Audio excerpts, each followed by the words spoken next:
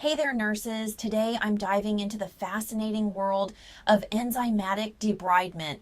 Whether you're new to the concept or looking to refresh your knowledge, this video is here to help you master it. So let's get started. First things first, what exactly is enzymatic debridement? Well, it's a selective method of removing necrotic tissue from wounds using enzymes. These enzymes break down dead tissue without harming the healthy tissue around it. Pretty cool, right? This process is especially beneficial for patients who may not tolerate surgical debridement well or when dealing with delicate areas. Now let's talk about the types of enzymes. You'll commonly see collagenase, papain, and trypsin being used. Collagenase, for instance, targets collagen in necrotic tissue, making it easier to remove. Papain and trypsin work similarly, breaking down proteins in the dead tissue.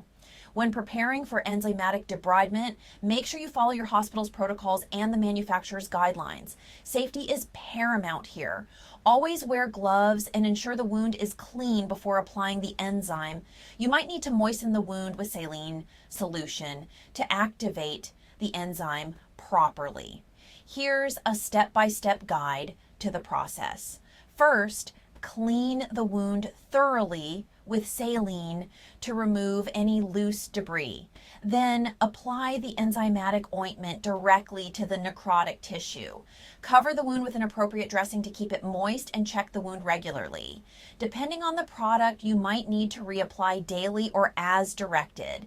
Let's consider an example. Imagine a patient with a diabetic foot ulcer. Surgical debridement might be too risky due to poor circulation. In this case, applying a collagenase-based ointment can effectively break down the necrotic tissue over a period of days or weeks, facilitating wound healing without the need for surgery. Enzymatic debridement isn't just for chronic wounds, it's also useful for burns, pressure ulcers, and other injuries where necrotic tissue builds up. The key is to assess the wound regularly and adjust treatment based on the patient's progress. Remember to educate your patients and their families about the process. They might be concerned when they see the wound looks different as the necrotic tissue breaks down. Reassure them that this is a normal part of the healing process and that you're there to monitor and adjust the treatment as needed.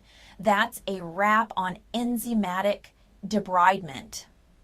Mastering this technique can make a huge difference in your patient care toolkit. It's all about using the right tools for the right wounds and ensuring optimal healing conditions. If you found this video helpful, don't forget to like and subscribe for more nursing tips and tricks. And as always, thank you for everything you do. See you next time.